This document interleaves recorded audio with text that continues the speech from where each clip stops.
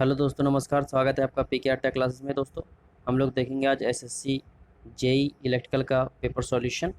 ठीक है, ये 22 जनवरी 2018 को सेकंड मीटिंग में हुआ एग्ज़ाम। ठीक है, तो जो भी हमारे चैनल पर नए हैं वो हमारे चैनल पीके आर्ट क्लासेस को सब्सक्राइब करें, लाइक एंड शेयर करें। ठीक दोस्तों, तो बढ़ते हैं पेपर सॉल्यूशन की ओर। ठीक दोस्तों, देखते हैं हम लोग इसके टेक्निकल क्वेश्चन से। क्वेश्चन नंबर 901 से चालू है इसमें टेक्निकल क्वेश्चन। तो और क्वेश्चन से पहले आप लोगों से एक रिक्वेस्ट है कि वीडियो को अंत तक जरूर देखा करिए, आपके लिए काफ़ी हेल्पफुल रहेगा। ठीक दोस्तों, देखते हैं पहला क्वेश्चन क्या कह रहा है।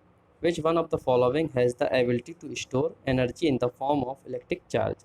ठीक है, कि निम्न में से किस में ऊर्जा को विद्युत चार्ज के रूप में संग्रह करने की क्षमता होती है। तो किस इक्विपमेंट में होती है दोस्तों? तो ये होता है क्या? कैपेसिटर। ठीक है, जो कैपेसिटर होता है वो जो एनर्जी है उसको इलेक्ट्रिक चार्ज के रूप में स्टोर करके रखता है। ठीक है, एंड जो इंडक्टर होता है दोस्तों वो एनर्जी मैग्नेटिक फील्ड के रूप में स्टोर करके रखता है। अगला question, which one of the following has the least number of free electrons in it. निम्न में से किस में स्वतंत्र इलेक्ट्रॉनों की संख्या सबसे कम होती है। तो स्वतंत्र इलेक्ट्रॉनों की संख्या जिसमें फ्री इलेक्ट्रॉन कम होंगे तो उसमें दोस्तों करंट का प्रवाह नहीं होता है। ठीक है, करंट का प्रवाह तभी होता है जिसमें फ्री इलेक्ट्रॉन सबसे ज़्यादा होते हैं। तो कंडक्टर में सबसे ज़्यादा फ्री इलेक्ट्रॉन्स होते हैं, सेमी कंडक्टर में उसमें कम होते हैं, उससे कम होते हैं। सुपर कंडक्टर्स का मतलब कंडक्टर से भी ज़्यादा उसमें जो फ्री इलेक्ट्रॉन्स हैं उनकी संख्या ज़्यादा होती है सुपर कंडक्टर से। जो इंसुलेटर होते हैं उनमें इलेक्ट्रॉनों की संख्या सबसे कम होती है फ्री इलेक्ट्रॉन्स की। ठीक है, इनमें करंट का प्रवाह नहीं होता है। अगला question, what is the SI unit of. तो वाट जो है वो किसकी एसआई यूनिट है। तो वाट होती है दोस्तों किसकी? पावर की। ठीक है, पी की जो यूनिट होती है पावर की वो होती है वाट। ठीक है, अगला क्वेश्चन क्या कह रहा है कि विच one of the following is the correct expression for the electric power. निम्न में से कौन सब विद्युत शक्ति के लिए सही व्यंजक है, मतलब कौन सी एक्सप्रेशन सही है विद्युत पावर के लिए। तो देखेंगे दोस्तों क्या है। तो यहाँ पे दोस्तों हम लोग देखेंगे कि जो वी स्क्वायर अपॉन आर है। ठीक है, पी बराबर क्या होता है दोस्तों? पी बराबर होता है वी स्क्वायर अपॉन आर। ठीक है, ये एकदम रियल एक्सप्रेशन है पावर के लिए। अगला क्वेश्चन क्या कह रहा है, what will be the resistance in ohm of a register when the current through the register in 2 ampere and the potential difference between the ends of the register is 40 volt. ठीक है, तो क्या कह रहा है कि आई का मान दिया है 2 एम्पियर। ठीक है, आई बराबर 2 एम्पियर है एंड वोल्टेज जो है पोटेंशियल डिफरेंस दिया है वो दिया 40 वोल्ट। तो आर बराबर क्या हो जाएगा? वी अपॉन आई मतलब 40 अपॉन 2। तो कितना आ जाएगा दोस्तों? जो आर का मान आ जाएगा वो आ जाएगा 20 ओम। ठीक है, अगला क्वेश्चन क्या कह रहा है, what will be the cross sectional area in square metre of an 18 metre long cylinder wire when the resistivity of the wire is 0.67 ohm metre and the resistance of the wire is 12 ohm. तो वो area पूछ रहा है, cross section area. तो हम लोग are बराबर जानते हैं क्या होता है दोस्तों? आर बराबर होता है रो एल बाई ए। ठीक है, तो ए बराबर वो पूछ रहा है तो ए बराबर क्या हो जाएगा? Rho L by R. ठीक है, तो रजिस्टिविटी दी है कितनी? रो का मान दिया है 0.67 ओम मीटर, इंटू एल दिया है दोस्तों कितना? 18 मीटर लंबा है, एंड आर का मान कितना है दोस्तों? 12। ठीक है, तो ये हम लोग 6 से अगर काटेंगे तो 6 से 12 कट जाएगा 2 बार, एंड ये कट जाएगा 3 बार। अब 2 से अगर हम लोग 3 को काटेंगे तो कट जाएगा 1.5 बार। ठीक है, तो जब ए बराबर निकालेंगे हम लोग, ए बराबर क्या आ जाएगा दोस्तों? 0.67 इंटू 1.5। तो इसका जब हम लोग इंटू करेंगे तो आएगा कितना? 1005।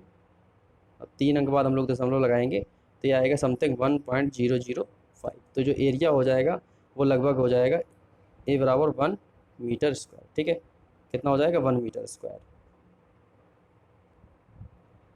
अगला क्वेश्चन क्या कह रहा है कि दिए determine the equivalent capacitance in microfarad of the given electrical network. ठीक है, ये जो नेटवर्क दिया है इसमें दोस्तों हम लोगों को इक्विवेलेंट कैपेसिटेंस निकालना माइक्रोफैरड में। तो ये सारी क्वांटिटी माइक्रोफैरड में दी है। तो दोस्तों हम लोग जानते हैं कि जो कैपेसिटर होते हैं अगर सीरीज में जुड़े होते हैं तो उनका इक्विवेलेंट कैसे निकलता है दोस्तों? तो सी इक्विवेलेंट निकलता है 1/के सी इक्विवेलेंट इक्वल टू 1/के C1 plus 1/C2 plus 1/C3। ठीक है, तो 1/C1 मतलब 4 माइक्रोफैरड प्लस 1/के 10 प्लस 1/के 40। ठीक है दोस्तों, तो इसको जब हम लोग सॉल्व करेंगे तो आएगा हम लोगों को कितना दोस्तों? ये आएगा इक्विवेलेंट 1/C इक्विवेलेंट। तो ये आ जाएगा सी इक्विवेलेंट निकल के आएगा, ये आएगा दोस्तों कितना?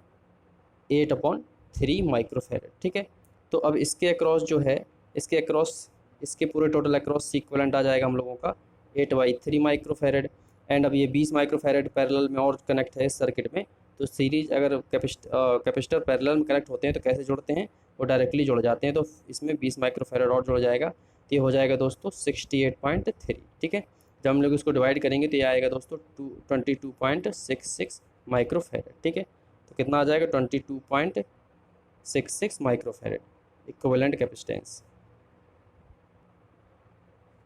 अगला क्वेश्चन क्या कह रहा है, determine the separation between the plates in mm of a parallel plates capacitor placed in air when the area of the plates is 0.002 square metre, the voltage of the battery connected to this parallel plates capacitor is 4 volt and the charge store in the plates is 16 pico coulomb.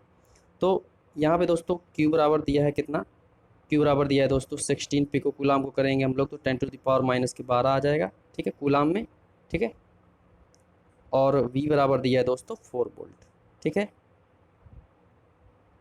V बराबर 4 volt दिया है, तो हम लोग यहाँ से Q बराबर लगाएंगे CV, तो Q बराबर हो जाएगा 16 into 10 to the power minus 12 equal to C निकालना है, V दिया है 4 वोल्ट, तो C बराबर आ जाएगा दोस्तों 4 into 10 to the power minus के 12 कूलाम। ठीक है, फेरेड। C का मान आ जाएगा 4 into 10 to the power minus 12 फेरेड।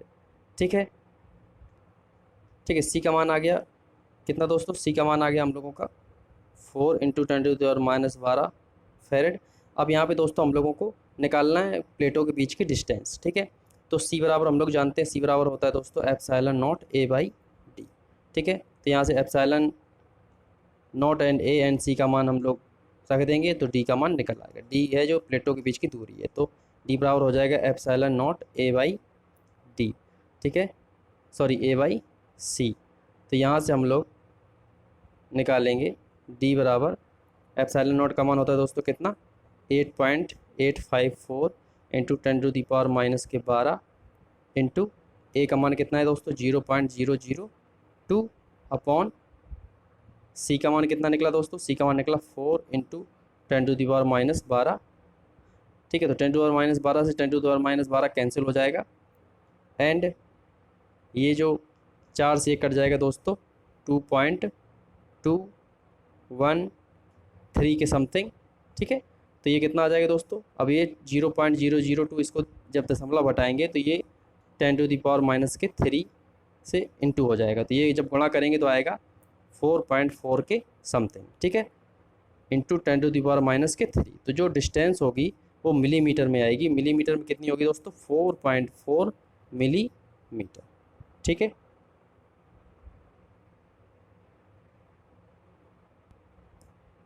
अगला question, determine the power in watt delivered by the current source to the given electrical circuit. ठीक है, ये जो इलेक्ट्रिकल सर्किट दिया है इसमें हम लोगों को पावर निकालनी है कि पावर कितनी डिलीवर करेगा करंट सोर्स। तो यहाँ पे दोस्तों सबसे पहले हम लोग R इक्विवेलेंट निकाल लेंगे कि टोटल इक्विवेलेंट रेजिस्टेंस कितना होगा। तो ये R3 R4 सीरीज में है दोस्तों, ये तो हो जाएंगे 10 ओम।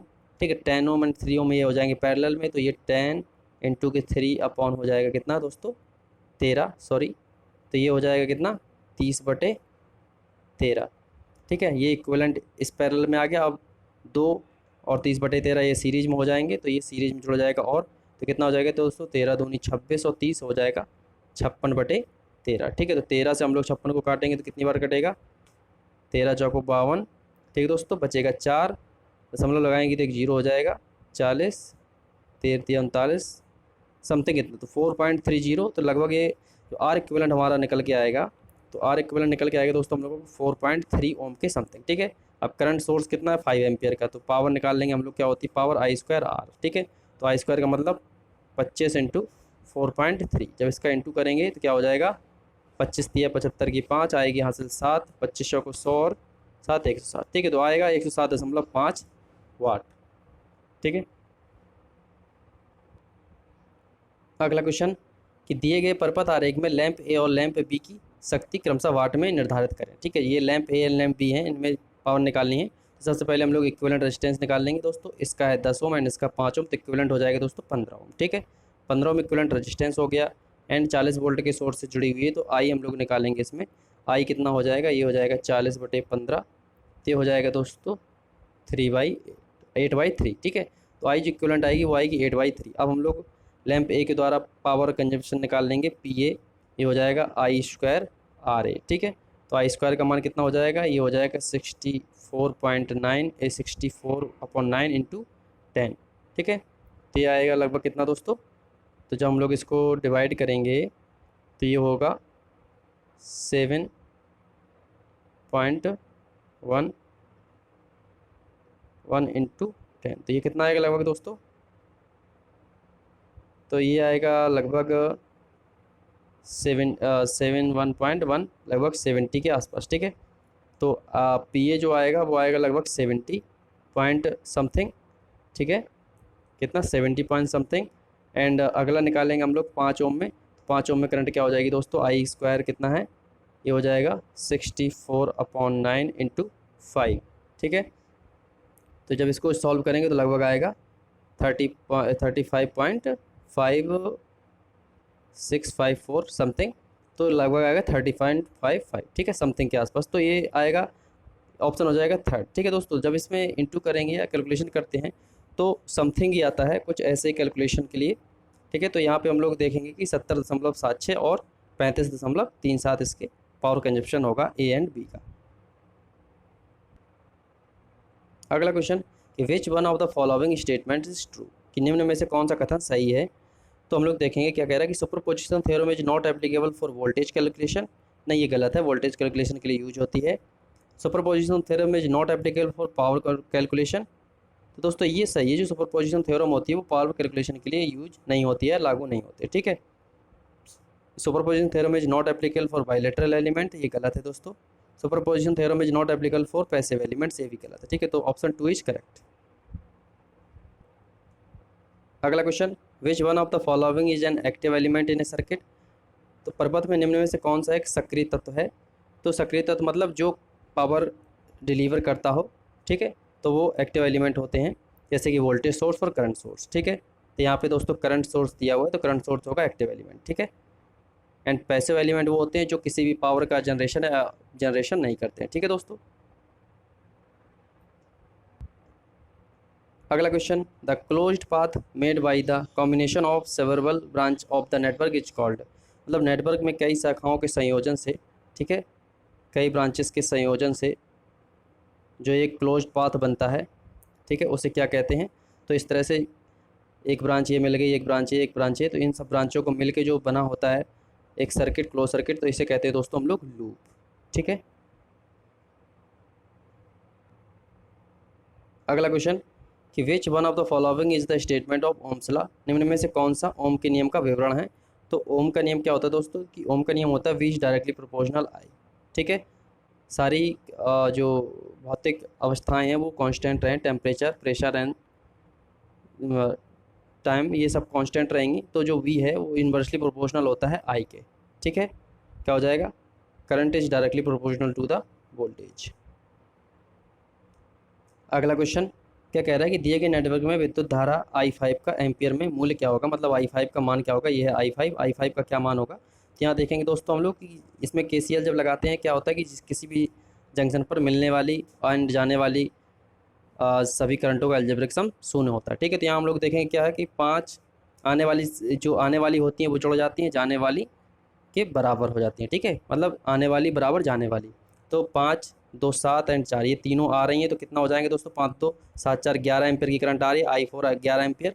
एंड यहाँ से हम लोग देखेंगे कि 2 एम्पियर इस ब्रांच से यहाँ निकल गई, इस शाखा से 4 एम्पियर यहाँ, 3 एम्पियर यहाँ, तो टोटल कितनी करंट निकल गई, 4 3 7 2 9 एम्पियर, टोटल 9 एम्पियर करंट निकल गई। तो बची कितनी, 11 एम्पियर आ रही थी दोस्तों, 9 एम्पियर निकल गई, और कितनी एम्पियर और निकल रही है इससे, तो 2 एम्पियर और निकलेगी। तो जो I5 है ये भी निकलती हुई कितनी है, 2 एम्पियर। अगला question, determine the Thevenin equivalent resistance in ohm across terminals X and Y for the given electrical circuit. ठीक है, इसके अक्रॉस हम लोगों को RTH निकालना है। तो जब हम लोग थेवेनिन इक्विवेलेंट रेजिस्टेंस निकालते हैं तो हम लोग क्या करते हैं दोस्तों कि जो जितने भी वोल्टेज सोर्स होते हैं उनको शॉर्ट सर्किट कर देते हैं। ठीक है, एंड अगर करंट सोर्स होता है तो उसको ओपन सर्किट कर देते हैं। तो अब ये सर्किट कैसा बन जाएगा, ये दोस्तों इस तरह का बन जाएगा। ठीक है, ये हो गया, ये है एक्स एंड ये वाई। ठीक है, तो ये जो दोनों अब रेजिस्टेंस होंगे 8 ओम एंड 6 ओम के हो जाएंगे पैरेलल में। तो जो RTH निकलेगा वो क्या होगा दोस्तों, पैरेलल में 8 और 6 को सॉल्व करेंगे तो 8 × 6 अपॉन के ये दोनों जुड़ जाएंगे, कितना होगा 14। तो ये 3/7, तो ये हो जाएगा दोस्तों 24/7। ठीक है, जब इसको हम लोग को डिवाइड करेंगे तो ये आएगा दोस्तों 3.42 समथिंग, तो कितना हो जाएगा 3.43 ओम। अगला क्वेश्चन क्या कह रहा है कि what will be the voltage in volt between points A and be in the given electrical circuit. ठीक है, ये इलेक्ट्रिकल सर्किट दिया है, इसमें ए और बी के बीच वोल्टेज निकालना है। तो दोस्तों इसका इक्विवेलेंट रेजिस्टेंस निकालेंगे, 4 और 2 पैरेलल में है, तो 4 और 2 का पैरेलल निकालेंगे दोस्तों, कितना हो जाएगा, ये हो जाएगा 4/3। ठीक है, एंड 8 ये आ जाएगा लगभग 1.33 के आसपास। ठीक है, और 8 ओम और सीरीज में जोड़ा जाएगा तो कितना हो जाएगा दोस्तों, ये हो जाएगा इक्विवेलेंट टोटल 9.33 ओम। ठीक है, जो आर इक्विवेलेंट आ जाएगा वो आ जाएगा 9.33 ओम, एंड आई का मान है 4 एम्पियर। तो जो वोल्टेज होगा वी बराबर आई आर लगा देंगे 4 × 9.33, तो ये हो जाएगा दोस्तों कितना, 37.32 वोल्ट। ठीक है, कितना हो जाएगा 37.32 वोल्ट। अगला क्वेश्चन क्या कह रहा है कि what will be the voltage in volt at node A of the given circuit diagram. ठीक है, ये सर्किट डायग्राम दिया है, तो इसमें नोड ए, ये नोड ए है यहाँ पे, तो यहाँ पे पूछ रहा है कि वो वोल्टेज कितना होगा। तो हम लोग इसमें नोड में इसको हम लोग नोडल एनालिसिस लगा देंगे अगर, तो यहाँ से हम लोग इसमें लगाते हैं KCL, अगर हम लोग लगाएंगे तो क्या हो जाएगा, यहाँ से हम लोग मान लिया यहाँ से करंट एक आ रही है I1, यहाँ से I2, ठीक है, एंड यहाँ नीचे जा रही है I3। तो I1 करंट KCL लगाएंगे, क्या हो जाएगा, आने वाली करंट I1 + I2 बराबर I। ठीक है, तो यहाँ से क्या हो जाएगा 12 माइनस, यहाँ पे नोड ए पे मान लिया वोल्टेज हो गया V। ठीक है, तो 12 माइनस के V/2 इक्वल टू प्लस ये आ रही है करंट ये वाली भी, तो कितना हो जाएगा 24 माइनस के V/2 इक्वल टू कितना हो जाएगा V माइनस ये हो गया ग्राउंड। इसको अर्थ कर देते हैं जब नोडल एनालिसिस करते हैं तो हो जाएगा 0.1। तो 12 minus V/2 plus 12 minus V/2, तो ये हो जाएगा कितना, सॉरी 24 माइनस V/2, तो ये कितना हो जाएगा दोस्तों, दोनों हर सेम है, तो ये हो जाएगा 12 और 24 से जुड़ जाएगा, कितना हो जाएगा दोस्तों 36। ठीक है, एंड माइनस के भी हो जाएगा माइनस के 2V, एंड इक्वल टू ये आ जाएगा V/1, अपॉन के 2 होगा, 2 यहाँ आ जाएगा 2V। ठीक है, तो क्या इक्वेशन आएगी, ये आएगी दोस्तों कितना 36 minus 2V equal to 2V, तो ये 2V हो जाएगा 4V इक्वल टू हो जाएगा 36, तो ये आ जाएगा दोस्तों V बराबर कितना 9 वोल्ट। ठीक है, तो जो नोड पे वोल्टेज होगा वो कितना होगा 9 वोल्ट। ठीक है, नोड ए पे वोल्टेज होगा 9 वोल्ट। अगला क्वेश्चन क्या कह रहा है, what will be the current in ampere through 4 ohm resistor if a source of 4 volt with internal resistance of 2 ohm is connected at XY terminals with positive terminal at X। ठीक है, तो क्या कह रहा है कि ये जो एक दिया है सर्किट, इसमें दोस्तों X टर्मिनल पर एक 4 वोल्ट का सोर्स लगा दिया जिसका इंटरनल रेजिस्टेंस है 2 ओम। ठीक है, तो यहाँ पे हम मान लिया ये 2 ओम रजिस्टेंस हो गया इक्विवेलेंट इसका, एंड इसमें जो वोल्टेज हो गया वो हो गया 4 वोल्ट इसके टर्मिनल पर। ठीक है, तो हम लोग इसको ये करंट सोर्स है, इसको भी अगर हम लोग वोल्टेज सोर्स में बदल लें तो क्या हो जाएगा, इसके पैरेलल में जो 2 ओम का है ये हो जाएगा दोस्तों, यहाँ पे वोल्टेज सोर्स आ जाएगा 4 वोल्ट का, एंड ये 2 ओम सीरीज में आ जाएगा यहाँ पे, तो ये 2 ओम सीरीज में हो जाएंगे, तो ये हो जाएगा 4 ओम। एंड इसको हम लोग नोडल एनालिसिस से सॉल्व करेंगे, इसको हम लोग नोड मान लें। ठीक है, इसको नोड ए मान लें, तो यहाँ पे जो आ जाएगा 4 ओम, एंड यहाँ पे 2 ओम का इंटरनल रेजिस्टेंस के साथ 4 वोल्ट का एक वोल्टेज सोर्स लगा हुआ, ये हो गया ग्राउंड। ठीक है दोस्तों, ये हो गया 4 वोल्ट। अब इसमें हम लोग नोडल एनालिसिस लगाते हैं, तो इधर से और इधर से करंट मान लिए आने वाली हैं I1 I2। ठीक है, एंड इससे ये I जाने वाली करंट है, तो यहाँ पे हम लोग वोल्टेज निकाल लें, तो इस ब्रांच के अक्रॉस हमें करंट निकालने में आसानी हो जाएगी। तो हम लोग यहाँ से लगा देंगे नोडल एनालिसिस क्या होगी, KCL लगाएंगे I1 नोड ए पर I1 + I2 equal to I। ठीक है, तो क्या हो जाएगा I1 + I2 equal to I। ठीक है, तो I1 बराबर क्या हो जाएगा, ये हो जाएगा 4 माइनस V/4। ठीक है, तो इसकी इक्वेशन क्या बनेगी 4 माइनस V/4 एंड प्लस ये बन जाएगी 4 माइनस V/2 इक्वल टू ये बन जाएगी दोस्तों V/4 V माइनस 0। ठीक है, इसको हम लोग जब ग्राउंड कर देंगे यहाँ वोल्टेज और जोड़ के, तो जब हम लोग इसको सॉल्व करेंगे तो ये आ जाएगा दोस्तों 4, ये होगा 4 minus V plus 8 minus 2V equal to V/4। ठीक है, तो 4 से 4 कैंसिल हो जाएगा, माइनस का V माइनस के 2V माइनस के 3V हो जाएंगे, 3V इधर जाएगा तो 4V इक्वल टू ये हो जाएगा दोस्तों 8 4 12, तो V बराबर आ जाएगा दोस्तों 3 वोल्ट। तो नोड वोल्टेज आ जाएगा हम लोगों को कितना दोस्तों 3 वोल्ट, तो V का मान आ गया 3 वोल्ट। अब इस ब्रांच में हमें करंट निकालनी है 4 ओम के अक्रॉस, तो क्या था जो I इक्वल टू थी वो थी V/4, तो ये हो जाएगा 3/4, तो ये आएगी दोस्तों कितना 0.75 एम्पियर। ठीक है, तो 4 ओम के अक्रॉस करंट होगी कितनी 0.75 एम्पियर। अगला question, the SI unit magnetic permeances, तो चुंबकीय पारगम्यता की एसआई इकाई क्या होती है? तो मैग्नेटिक परमेंस की जो एसआई इकाई होती है वो होती है दोस्तों हेनरी। ठीक है, अगला question, which one of the following is the correct expressions of magnetic reluctance, मतलब मैग्नेटिक रिलक्टेंस की कौन सा जो इक्वेशन है वो सही है यहाँ पे एक्सप्रेशन? तो मैग्नेटिक रिलक्टेंस क्या होता है दोस्तों? एस। ठीक है, तो एस क्या होता है हम लोग जानते हैं, चूँकि हम लोग जानते हैं दोस्तों कि फाई बराबर क्या होता है, फाई बराबर होता है एमएमएफ मतलब magnetic motive force upon reluctance S. तो यहाँ से एस बराबर क्या निकलता है? MMF upon phi. ठीक है, तो एमएमएफ क्या होता है? एनआई एक प्रकार का फोर्स, तो मैग्नेटिक मोटिव फोर्स, तो यहाँ पे एफ जो है वो फोर्स दर्शा रहा है, तो क्या होगा? एफ अपॉन फाई, क्या हो जाएगा? F M upon phi.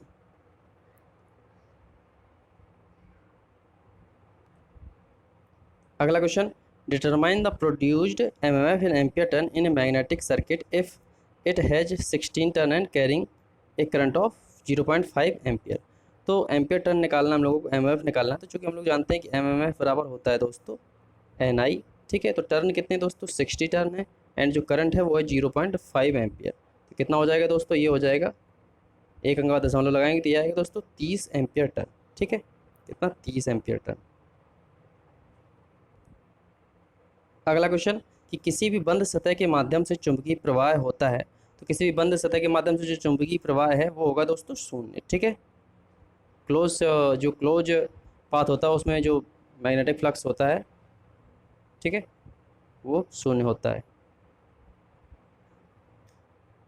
ठीक दोस्तों, अगला क्वेश्चन है इस पार्ट का last question, determine the magnitude of induced EMF in volt in A coil if the current change from +2 ampere to -2 ampere in 0.5 second and the coefficient of mutual inductance is 0.5। तो दोस्तों यहाँ पे induced EMF पूछ रहा है किसी भी coil में, अगर हम लोग जब करंट उसमें चेंज हो रही है कितनी दोस्तों? 2 एम्पियर से -2 एम्पियर तक, तो टोटल करंट इसमें वेरिएशन कितना हो रहा है दोस्तों?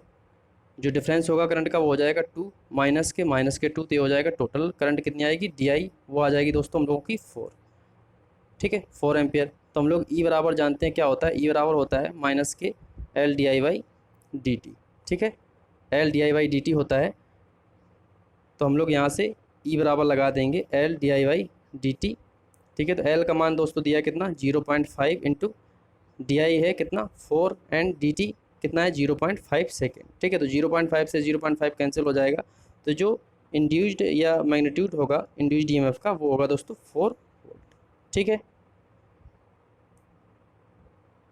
कितना हो जाएगा? 4 वोल्ट।